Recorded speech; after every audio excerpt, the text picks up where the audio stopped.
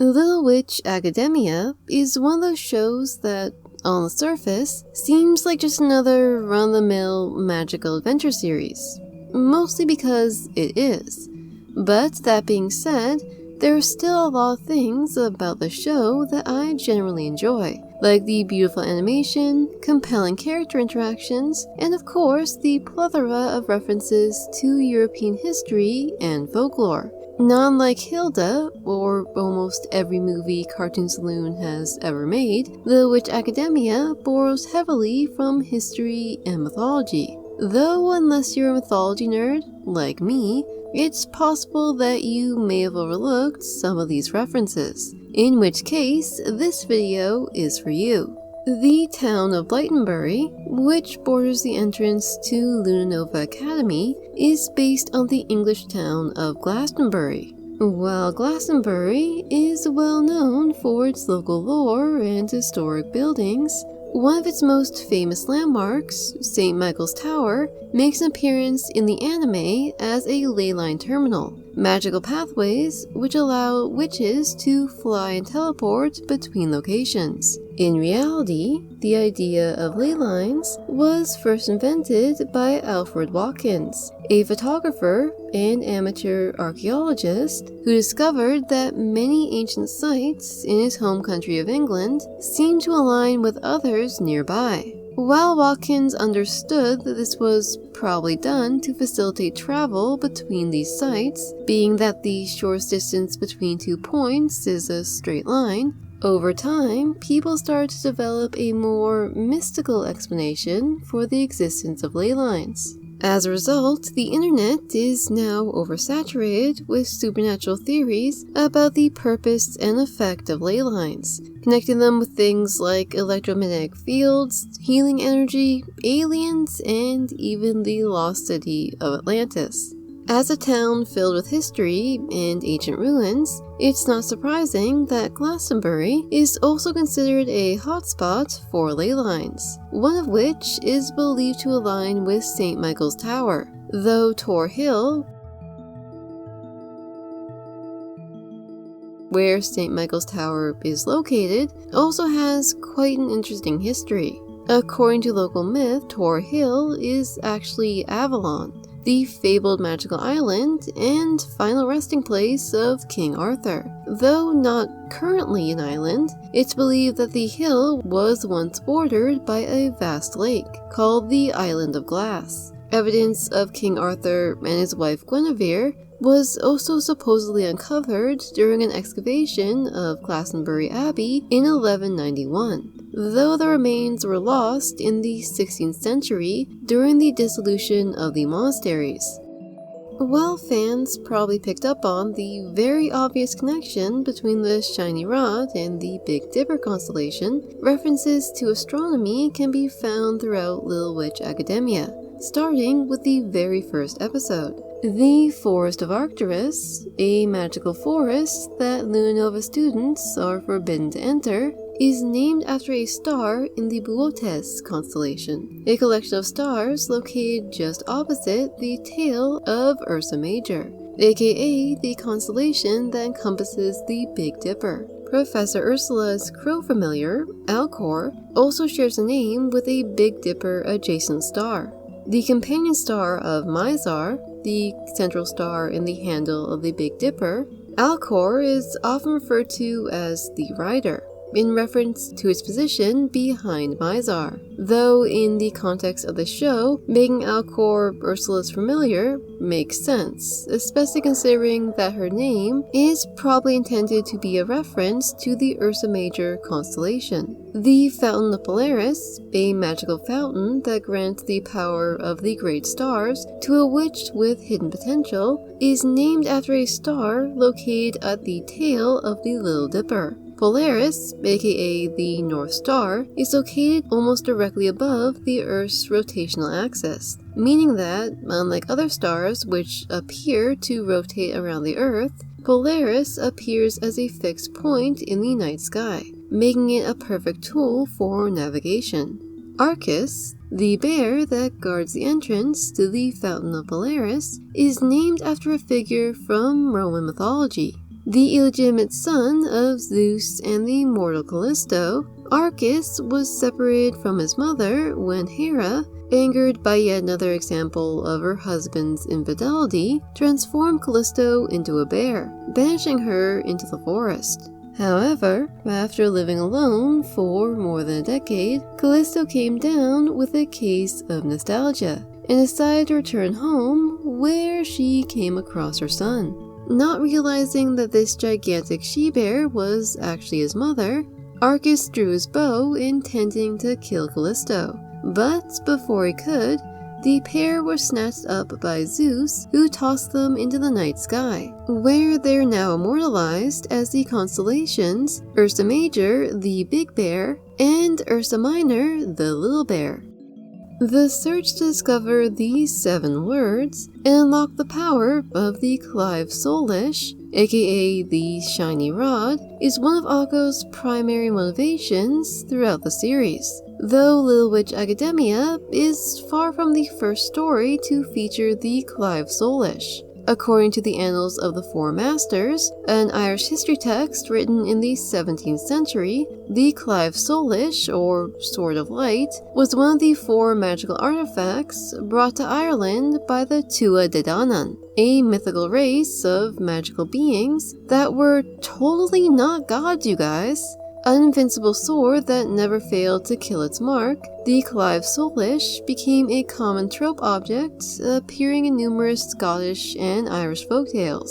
These stories would often revolve around the exploits of a young hero who would undergo a series of trials to prove their worthiness or win the hand of a fair lady. While these folktales might have served as a source of inspiration for the series, Little Witch Academia also goes out of its way to flip this traditional format on its head. Rather than an unbeatable sword, the Clive Soulish is instead a magic wand that is primarily used to help others, while Akko's trials are less about defeating giants and more about self-improvement, as each of the 7 words are centered around important life lessons. This theme of personal growth is further emphasized by the show's primary magical MacGuffin, the Grand Triskelion, which, rather than a magical world-altering stick, is actually a very old Celtic symbol that is often used to signify personal growth. The 3 intersecting legs of the Triskelion are also believed to symbolize groups of 3, such as the show's main trio, Akko, Susie, and Lotte, a fact which is actually referenced in the Season 2 opening.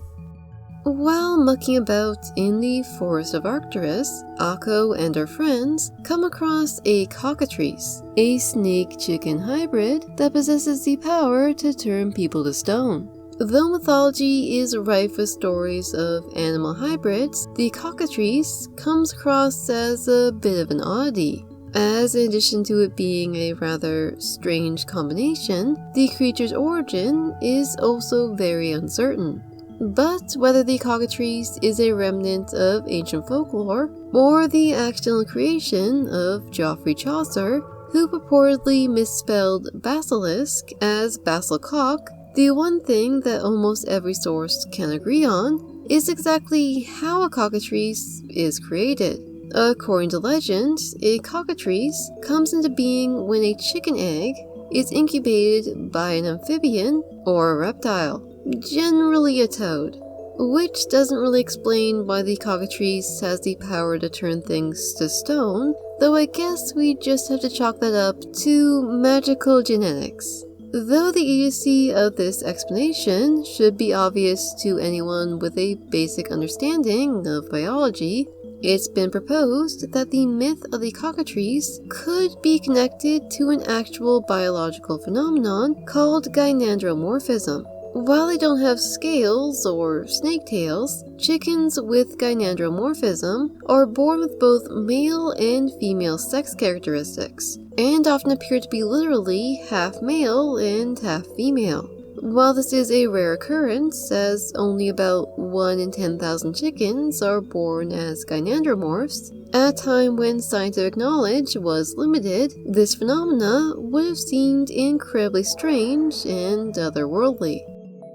Most people today probably have some understanding of the myth of the Wild Hunt, a group of undead huntsmen that ride through the night sky, creating mayhem for anyone unlucky enough to catch a glimpse of them. But being that mythology has a tendency to travel and change between cultures, it should surprise no one that variations of the Wild Hunt myth can be found throughout the world, including in the town of Glastonbury, the real-life equivalent of Blytonbury. In Little Witch Academia, rather than causing chaos, we're told that the aim of the Wild Hunt is to catch ghosts, which actually isn't too far off from its depiction in local lore. Led by Gwyn ap Nudd, the Lord of the Otherworld, this magical procession is believed to rise out of Tor Hill, aka Avalon, in search of lost souls to lead into the afterlife. In the same episode, Aqua resolves to helping her friend, Constance, build a magical starship to compete in the Wild Hunt. One of the objects needed for the ship's construction is a barometz tree, a strange piece of shrubbery that we're told has the ability to grow golden goats. While this may seem like a complete work of fiction, mostly because it is, the idea of the barometz tree was first referenced in a 5th century Jewish text called the Talmud this thing, which described them as having delicate flesh and blood that tasted of honey. This idea was further popularized by 13th century explorer Sir John Mandeville, who claimed to have encountered a vegetable lamb while traveling through Tartary, an area that comprised modern-day Russia and parts of Central Asia, deriving the plant's name, barometz, from the Tartary word for lamb. According to Mandeville, the plant he encountered produced melon-like fruits that, once split open, were found to contain tiny lambs. Though this sounds absolutely ridiculous, the idea of the vegetable lamb continued to grow in popularity, and by the Middle Ages, the myth had been expanded to include another species of barometz tree. Unlike Mandeville's version, each of these plants produced only one lamb that grew from the top of its stem, thus allowing it to bend down and graze on the surrounding foliage. Despite the questionable biology of the barometz tree, it wasn't until the 17th century that the myth began to unravel. During the Age of Exploration, explorers and scientists were able to expand the basis of scientific knowledge in Europe. One such person was Sir Hans Sloan, a physician and botanist who in the late 17th century presented a barometz specimen to the Academy of Science. However, rather than a lamb, Sloan's specimen was actually the furry rhizome of a plant, now called the Tibotium barometz, which had been shaped to look like an animal. Further research into this topic, along with the apparent lack of vegetable lamb specimens, was enough evidence to cast doubt on the existence of the barometz tree, and over time, the vegetable lamb of Tartary faded into obscurity. While tales about unicorns abound in both mythology and pop culture, in Little Witch Academia, unicorns are primarily associated with the Cavendish family, a noble lineage of witches once renowned for their use of healing magic. Though unicorns or unicorn-like creatures can be found in myths and legends throughout the world, in European mythology, they are primarily associated with healing, purity, and chastity. While unicorns have been associated with healing as far back as ancient Greece and Rome, with many scholars citing the curative effect of drinking from a unicorn's horn, it wasn't until the early Middle Ages that unicorns began to be associated with the idea of purity. During the 3rd century CE, a group of Alexandrian scholars decided to take some liberties with a translation of the Old Testament. replacing the Hebrew word for large horned beast, rem, with the Greek word monoceros, a term that was first used by Pliny the Elder to describe a creature with a long black horn, as well as the head of a stag, body of a horse, tail of a boar, and feet of an elephant. Definitely not your garden variety unicorn. Though due to this translation, the word unicorn was incorporated into certain versions of the Bible. And by the Middle Ages, unicorns were associated with several important Christian ideals, including chastity, chivalry, purity, and in some cases, they were even used to symbolize God himself. Unicorn folklore and myths also incorporated these ideals into their stories, which often featured a young maiden who was either pure of heart or virtuous, summoning or befriending a unicorn, not like Diana and her friends do at the end of Season 1. While I initially planned to ignore these subjects, considering how frequently they're referenced in other works of media, in effort to avoid any negative comments about how I missed a ton of obvious references, I decided to just lump them all into one section. While depictions of the dragon Fafnir are littered throughout pop culture, from video games to anime, according to Norse mythology, Fafnir was originally a human. However, after killing his father to obtain a cursed treasure, Fafnir transformed into a dragon to be able to better protect his ill-gotten goods. While Fafnir is eventually killed by the mythical hero Sigurd, in the world of Little Witch Academia, Fafnir not only survived into old age, but is now an investor in the stock market. Wait, is there a company in this world that makes giant computers? Or does he have to order them all custom? Samhain, the festival that takes place at the end of Season 1, is, as I'm sure most people already know, an ancient Celtic festival that inspired the modern celebration of Halloween. Believed to be derived from the word Safuan, meaning the end of summer, Samhain marked the end of the harvest season and the beginning of the dark days of the year. It was also believed that during Samhain, the barrier between the physical and spiritual world would break down, allowing fairies and other magical beings to enter our world. According to Professor Ursula, the Ley Lines, aka the source of magical energy in Little Witch Academia, are actually the remnants of Yggdrasil, the World Tree. In Norse mythology, however, Yggdrasil is described as the bridge between the 9 realms of existence, which I'm not going to describe here because this video is already way too long, and being that you clearly have access to the internet, there's no reason you can't find the answers on your own. Well, I hope you enjoyed this very in-depth look into the mythology, history, and astronomy of Little Witch Academia. As always, I must ask you to please remember to support your local library, being that their existence is literally the thing that makes this channel possible, and I hope to see you again next time.